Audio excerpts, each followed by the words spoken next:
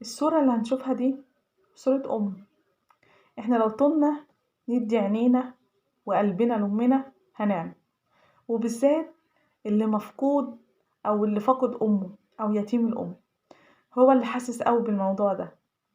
الأم اللي قدامكوا دي من شهرين بالظبط كتبت لبنتها في عيد ميلادها أحلى كلام من القلب اللي كلنا بنكتبه لعيالنا على الفيسبوك. كتبت وقالت من قلبها: بنتي حبيبتي وحياتي كلها. وتفوجئ الأم اللي هي مشرفة عاملات في شغلها ومنتقبة إن بنتها كانت مخطوبة وعروسة جديدة، وتسيب الأم بنتها وتمشي زي أي عروسة حاطة بنتها في بيتها مصانة وتروح شغلها وترجع تلاقي بنتها مع جارهم اللي هو عشقها.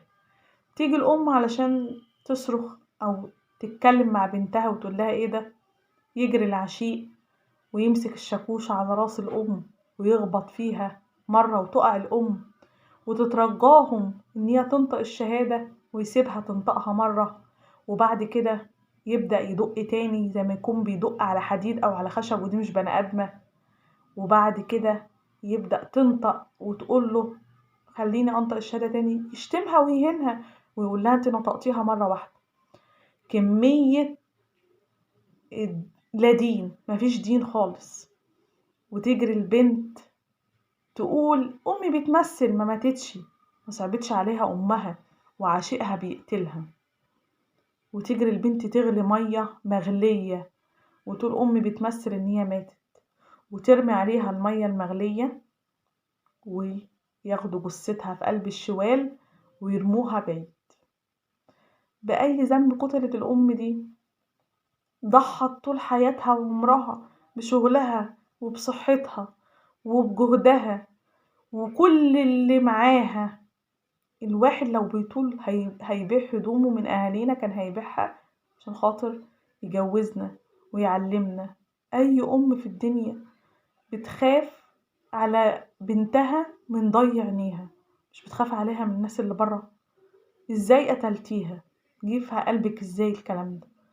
ازاي وافقتي ان انتي تحطي ميه مغليه عليها بعد ما تموت تسيبيها ما تشهدش؟ ده بيدل ان انتي بنت. مش هقولك ان اللي ماتت دي الله يرحمها كانتش ربتك، كانش عليكي مسؤوليه، بتجري تخرج تشتغل وتسيبك في البيت ست قد المسؤوليه والامان معاكي وان انت تغدري بيها وتعملي كده. باي ذنب قتلت الام دي؟ مين فينا بيطيق الهوى او نسمة الهوى كده على امه؟ مين فينا؟ اللي من غير حاله يغم. انا عملت فيديو وقلت كده، اللي من غير حاله يغم فعلا. الام دي مش هقولكوا عمود البيت، ازاي جالك قلب تقتليها انتي وعشيق؟ ازاي خايفة عليكي بتقومك ضربتك صرخت؟ انتي غلط. واحدة مخطوبة تجيب حد في الشقة تاني تقعد معاه او ايا كان، ليه غدرت بأمك ليه؟ الصورة دي بتقول لنا ان احنا فخر الزمان. فاخر الزمان قسط قلوبهم. القلوب قسط ان بنت تتجرأ تقتل امها، ماتت يعني روحها فاضت الى الله، وان انتي تسيبيه هنا. ده بتقولك سيبيني انطق الشهادة. حاسين باللي هي كانت فيه. طب الام دي عاشت احساس ايه؟ اخر نظرة ما بينها وبين بنتها كان ايه؟ تقولها بتقتليني انتي بعشيق؟ طب سيبيني. ترجعها تنطق الشهادة. الموضوع صعب، احنا لازم نفوق. قسى قلوبهم. دي الأم ايدها اللي قتلت أمها وحطت الماء المغلية عليها. الماء المغلية حاسينها حاجة تصعب. مش مصدقين من ساعة ما سمعنا الخبر، مش قادرين نصدق.